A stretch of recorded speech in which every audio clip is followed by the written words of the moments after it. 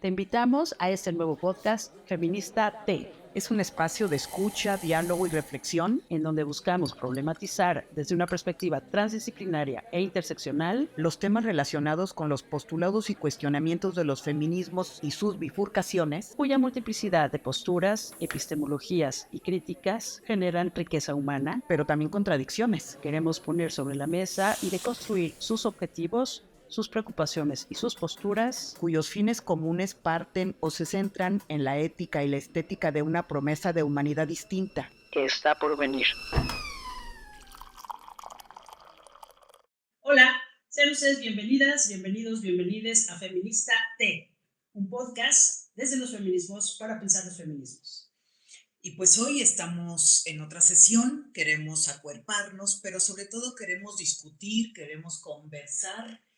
¿Qué nos han aportado los distintos feminismos, Lucía, esa pluralidad de feminismos a los debates contemporáneos, a las urgencias del presente? A mí me parece muy importante lo que acabas de decir, pero además empezar desde todas esas aportaciones, tanto en la metodología de análisis como en los mismos categorías, que hoy en día pueden funcionar muy bien para explicar muchas de las cosas que pasan respecto a lo social y que los feminismos nos dan respuesta. Y creo que eso nos permitiría entonces regresar a algunos de los feminismos básicos para luego platicar cómo se van entrelazando y bifurcando cuando se cruzan con movimientos sociales como el comunismo, como el socialismo en su momento, como el liberalismo mismo, un poco los feminismos se dan. El primer movimiento feminista se da desde el liberalismo. ¿Qué otros feminismos te acuerdas que...? Pues yo añadiría los análisis decoloniales, de las epistemologías del sur. Claro, eso yo creo que podríamos dedicarle un programa entero porque es uno de los movimientos más importantes contemporáneos de los feminismos latinoamericanos y que están haciendo una crítica muy fuerte a las aportaciones que vienen de los países del norte, ¿no? Pero antes de llegar a que sería como el feminismo más en boga en un país como México, pues podríamos pasar por cómo se entrecruzó, por ejemplo, ya en la ocasión pasada hablamos de los feminismos, feminismo de la igualdad, pasamos por el feminismo de la diferencia, comentábamos que el feminismo de la diferencia desemboca en otros nuevos feminismos, como por ejemplo el feminismo nominalista, el culturalista, el feminismo radical. El feminismo radical está conectado con los feminismos de la igualdad. Sí. Y antes de eso, a mí me gustaría preguntarte, ¿tú crees que las categorías de los feminismos, los conceptos teóricos, están estáticos o están en devenir, sobre todo para ayudarnos a pensar las problemáticas actuales? Bueno, esa es muy buena pregunta, pero entonces tendríamos que pensar, ¿cuáles son los conceptos básicos del origen de los feminismos y qué ha pasado con ellos a lo largo del tiempo, ¿no? Entonces, yo no creo que ningún concepto que tenga que ver con movimientos sociales sea estático. Y por supuesto, el tema de los feminismos es, ante todo, como tú dices, en devenir, en flujo, en constante cambio. Pero entonces, no sé, por ejemplo, el principio de la igualdad, que no es un tema específicamente de los feminismos, pero que sí hay un feminismo que es el feminismo, vamos a decir, originario, la segunda ola, que de hecho parte de la primera ola, que parte de la idea de las mujeres y los hombres somos iguales, ¿no? Sí. Y creo que se alimenta de los fundamentos del discurso de los derechos humanos, ¿no? La igualdad, la justicia, claro, la libertad, la dignidad como piedra angular de ese discurso. Así es, de hecho, lo que hacen las feministas desde el principio, pues es analizar esta aportación fantástica de la ilustración, que son los derechos humanos, y en este análisis van probando cómo fueron creados, pensados desde los hombres para los hombres de esa época, o sea, en el contexto histórico, pues desde la ilustración, que eran hombres que eran personas que estaban pensando después de 500 años una serie de temas para romper con la iglesia, para romper con el pensamiento mágico, etc. Entonces van creando conceptos que le permiten a los seres humanos, ahora sí que reapropiarse de su propio devenir y reapropiarse de su propia vida a partir de conceptos como de Kant, que es sapere aude, que es aprende a pensar por ti mismo, ¿no? Sapere aude, que suena un poco de sapere aude, aprende a pensar por ti mismo. Y que después son los conceptos que van a dar origen a los derechos humanos, y que estos derechos humanos llegan a una conclusión importante, que es en la Revolución Francesa y en la independencia norteamericana, y que a partir de ahí mismo ya hay mujeres y hombres incluso, como Condorcet, que dicen, espérense, ¿pero qué está pasando aquí? O sea, los derechos humanos, que es el origen de toda la noción de democracia, pues surgió excluyéndonos a nosotras, ¿no? Claro, teniendo un paradigma masculino de lo humano, del hombre dueño de sí, dueño de todo lo que le rodea, que instrumentaliza tanto a las personas como las cosas. Así es, y que considera que desde una perspectiva de hecho humanista, que también es una reportación de la Ilustración, pero que también tiene una visión falogocentrista o androcentrista, para que se entienda ahorita. No sé, si quieres explicar qué es el androcentrismo, el falogocentrismo y el falocentrismo. Pues son categorías filosóficas que creo que podemos ir discutiendo a lo largo de las siguientes emisiones, pero que tienen que ver con un paradigma masculino, universal masculino hegemónico, que está en el centro del logos, ¿no? Que está en el centro del conocimiento, de la episteme. ¿Qué es episteme? Pues de la construcción de conocimiento, si la comparamos con la doxa, aunque creo que los feminismos retoman los saberes de las mujeres, la experiencia y los saberes de los cuerpos sexuados. Entonces, esa distinción binaria y jerárquica de doxa y episteme creo que no se sostiene. ¿Qué opinas tú?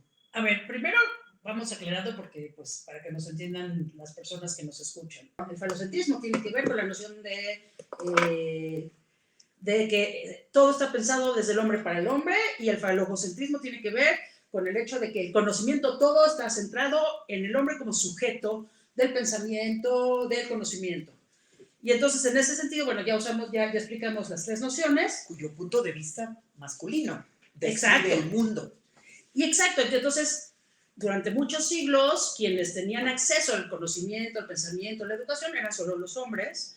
Y entonces, conforme se van creando todas estas nociones de la Ilustración, que son hermosas, gracias a las cuales tenemos muchas escuelas de pensamiento, tenemos todos los derechos humanos, tenemos la democracia, etcétera, etcétera. Bueno, pues son conceptos muy bien pensados, pero al ser pensados solo por hombres, no solamente nos excluyen a las mujeres de este sujeto de derecho, sino que además le falta esa mirada otra de lo femenino, que además ha sido un reclamo de los feministas desde los años 70, que es todo está visto desde una sola perspectiva. Virginia Woolf decía, está escrito con una sola pierna, le falta la otra pierna, ¿no? Que es la visión de las mujeres, que también es una de las grandes apuestas del feminismo de la diferencia. Claro, claro. Y creo que si traemos esa discusión al presente, podemos añadir que no nada más es exclusión de las mujeres, de los cuerpos sexuados en femenino, sino también de todos aquellos sujetos o corporalidades inferiorizadas o feminizadas, que no se ajustan a un paradigma universal masculino.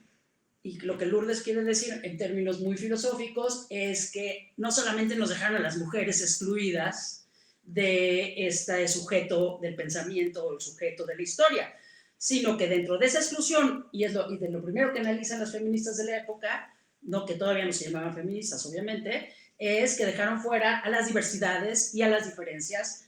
Lourdes las llamaría también las alteridades. Pues sí, la otredad. Exacto, que son, en el caso del análisis que se hace, por ejemplo, de la Declaración de los Derechos del Hombre y del Ciudadano, que es una crítica que hacemos siempre porque, por ejemplo, en Francia se siguen llamando así y tienen como argumento el tema de la tradición, que es la cosa más absurda, ¿no? Sí. Porque la tradición precisamente es lo que mantiene al hombre al centro del universo, entonces tenemos que romper con la tradición. Pero bueno, en esta defensa de la tradición y en la época de la Revolución, en el siglo XVIII, dejaron excluidos a las mujeres, al personal doméstico, a los esclavos de ultramar, porque aparece la liberación de los esclavos en el continente europeo, pero no en las colonias, que eso es súper importante y que la lucha sigue dándose por ahí.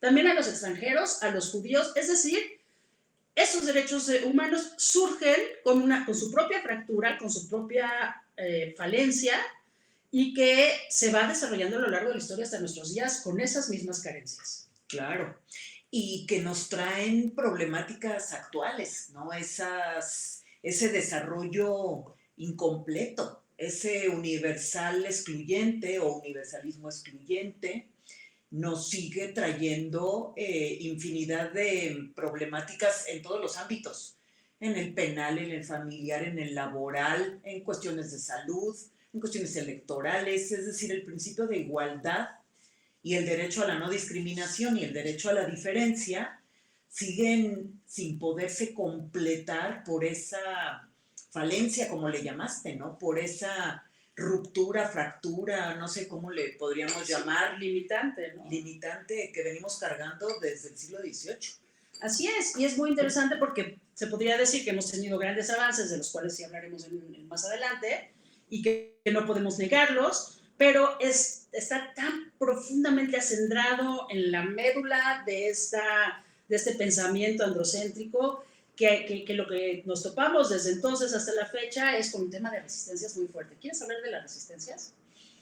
Pues creo que en todo pensamiento cerrado, estático, totalitario, se parasita la resistencia, ¿no? ¿Qué significa se parasita? ¿Se parasita, Siempre, es decir, de parásito? Sí, la siempre cabe la resistencia, ¿no? Siempre que sería la fuerza de alteridad a la que podríamos Pero llamarle. ¿la resistencia parasita el patriarcado o el patriarcado parasita a la resistencia? No. La resistencia parasita esa estructura patriarcal desigual, jerárquica, binaria, asimétrica. Entonces, desde una perspectiva feminista, contemporánea si tú quieres, podemos decir que las resistencias funcionan como una especie de parásito que rompe con la estructura,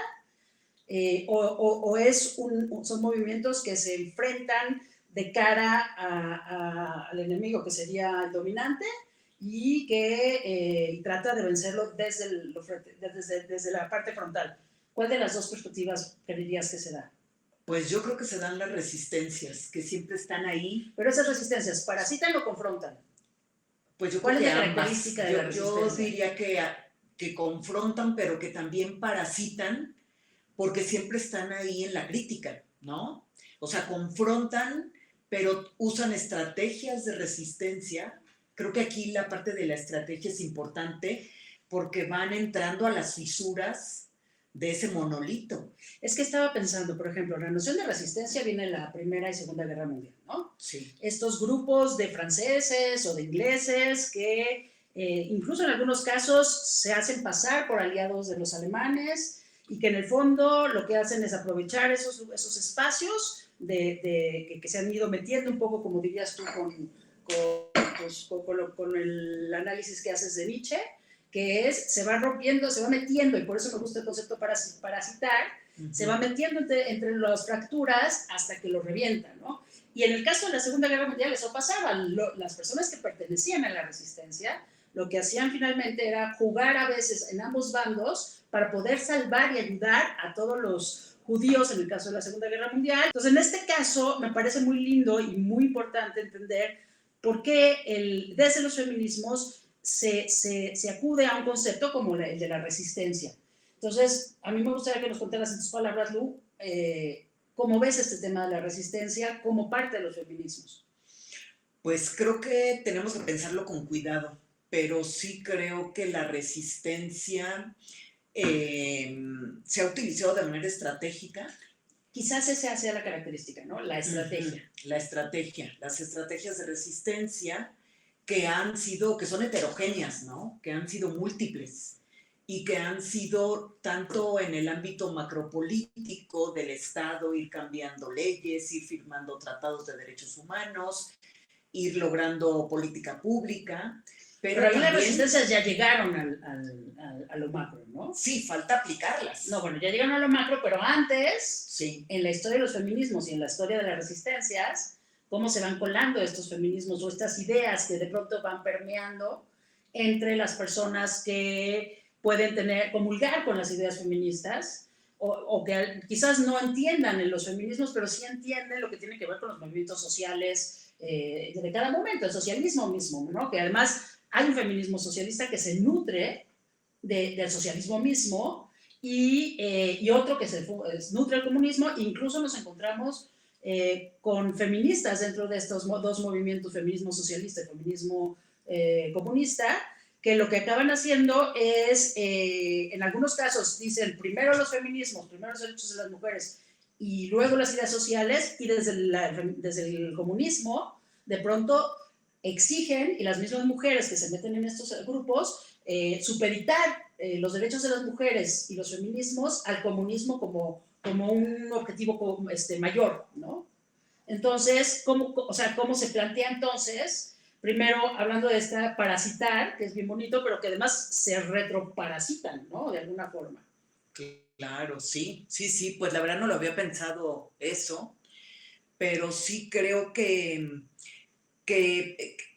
son estrategias que, como dices, han ido permeando, pero que tienen un diálogo de ida y vuelta. Es decir, eso que podríamos llamar políticas moleculares o prácticas organizativas, antes de llegar a la fuerza de ley, a la coacción para que se reduzcan las brechas de desigualdad, se prevengan y atiendan y sancionen las violencias, por ejemplo, no sé, la violencia sexual, la violencia psicológica, o sea, todos los avances que hemos ido teniendo, creo que son un camino de ida y vuelta entre la coacción, la fuerza de ley y lo macro político, con este parasitar de manera estratégica pues la cultura y lo social.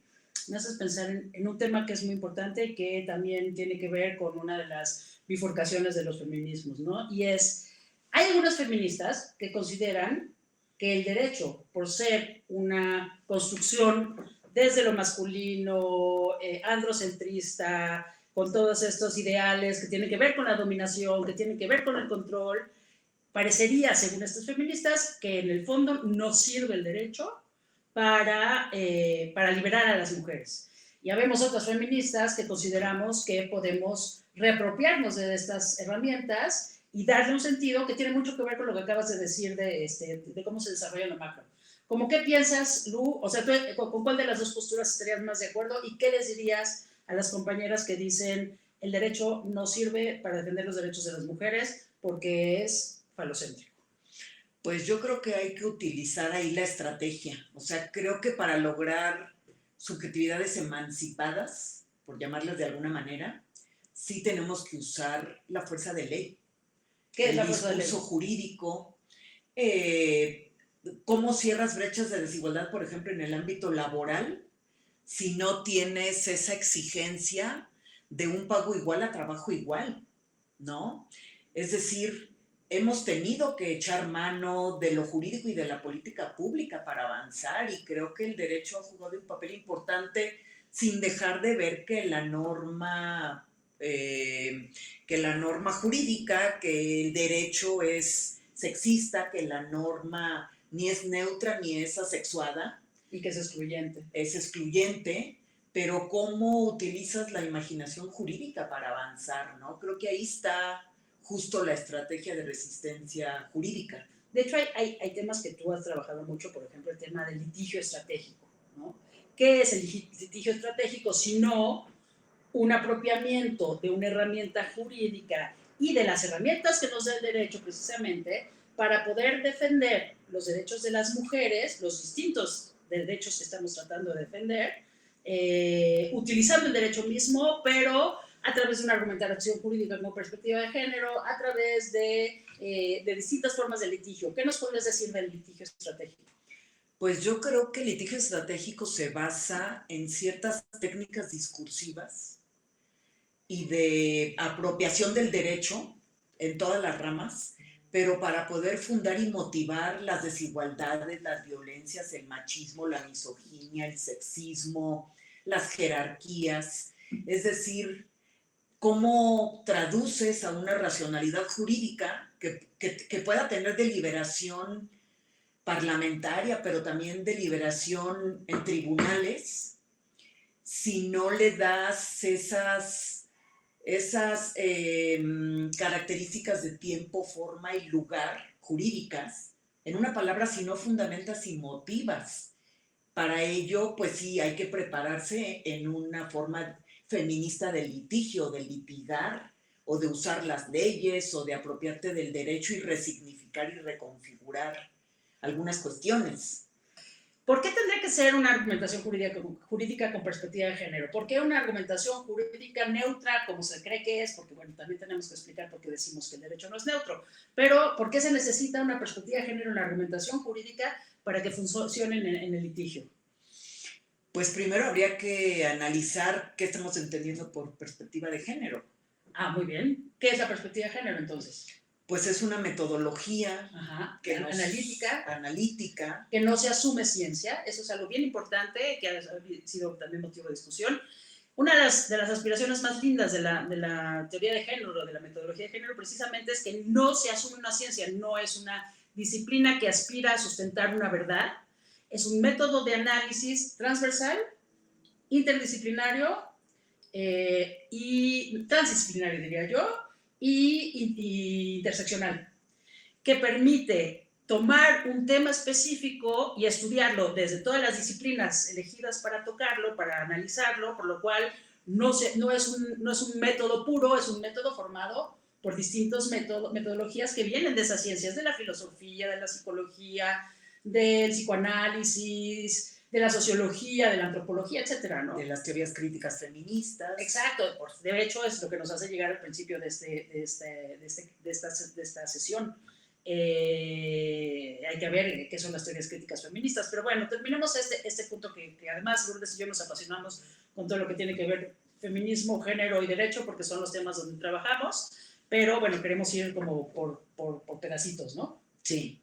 Entonces, te estaba preguntando, ¿por qué la argumentación jurídica tiene que ser con perspectiva de género para que pueda realmente ser justa para las mujeres?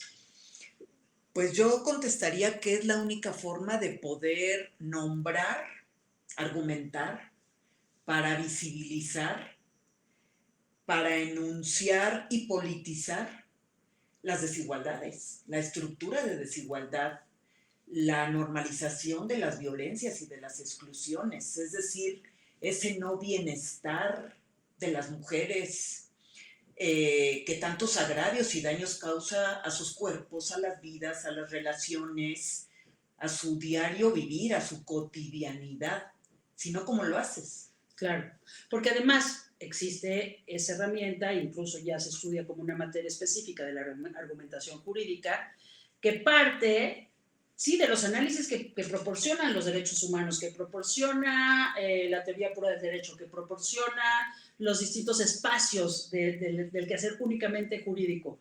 Pero se ha probado que no hay posibilidad de alcanzar una igualdad para las mujeres en la justicia si solamente nos apegamos incluso a los derechos humanos, que hay quien dice si se cumpliera al 100% los derechos humanos no se necesitaría otro tipo de herramientas.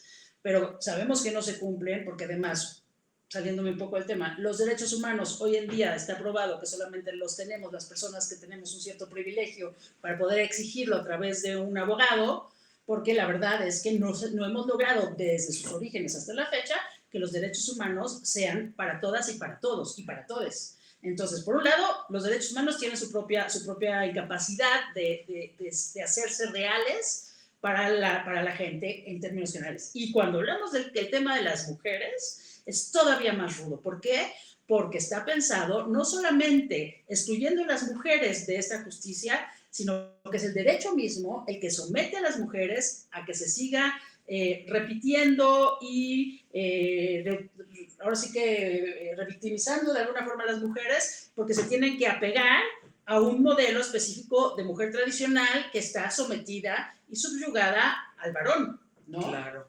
Sí, dentro de los roles y estereotipos de género. Así o es. Los mandatos de feminidad y de masculinidad. De hecho, esa es la importancia que tiene el tema de la metodología de género que estábamos hablando ahorita, ¿no?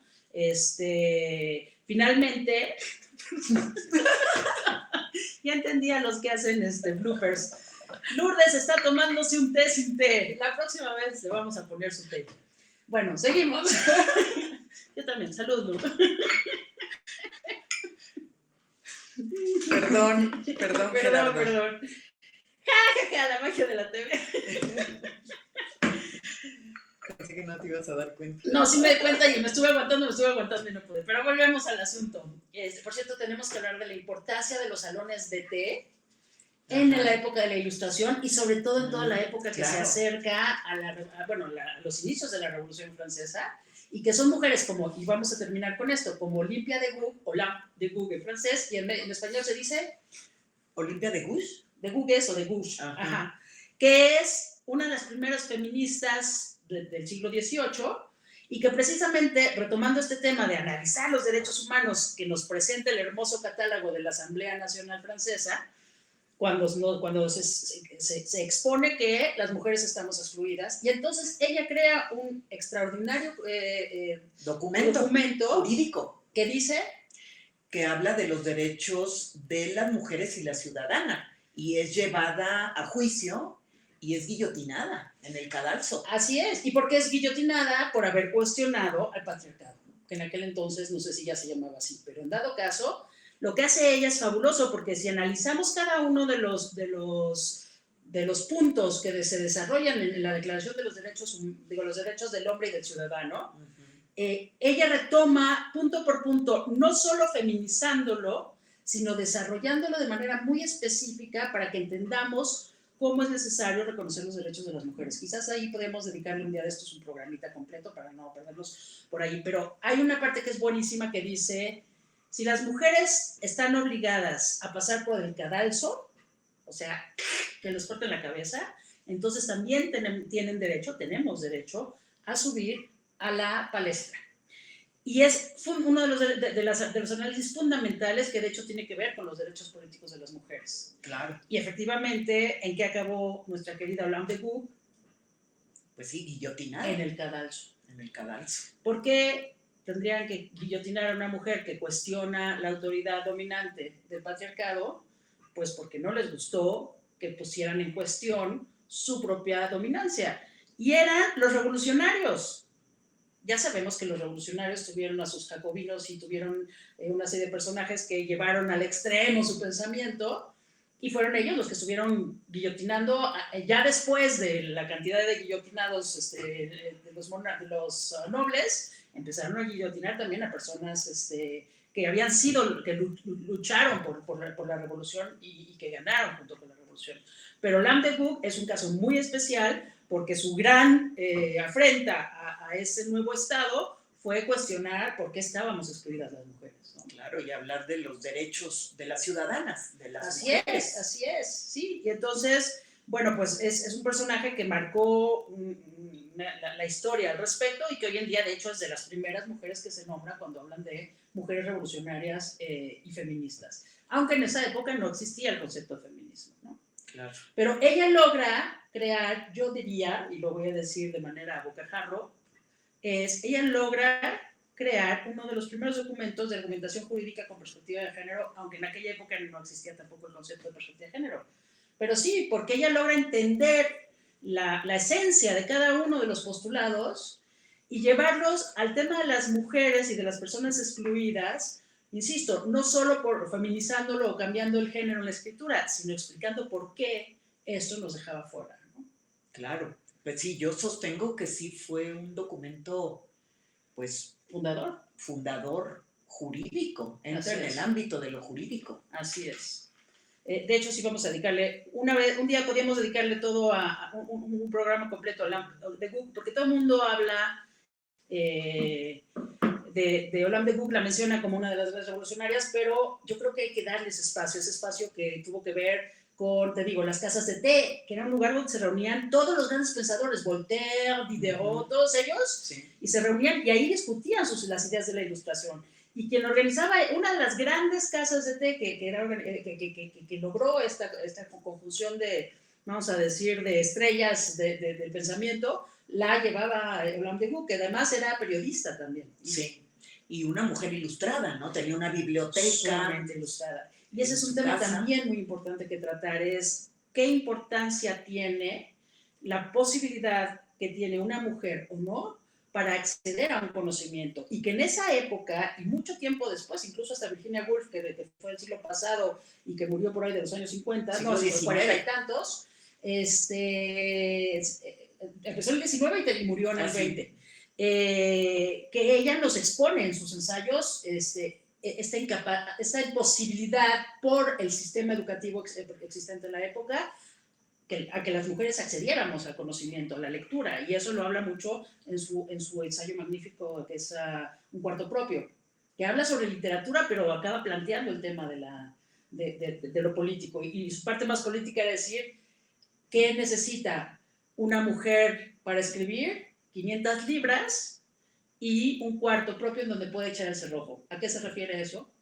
A independencia. A independencia, a intimidad, a vida privada. Vida privada, lo cual nos hace pensar que todos esos años y siglos, desde Olympe de Gouges hasta Woolf, y todavía en nuestras épocas muchas mujeres carecen de esos espacios, la mayoría desgraciadamente, lo político, ahí es donde lo político es, ahora sí que lo privado es político, pero aquí es el espacio de la intimidad se convierte como una demanda política, ¿no? Claro, y tiene que ver con el derecho a tener un proyecto de vida propio.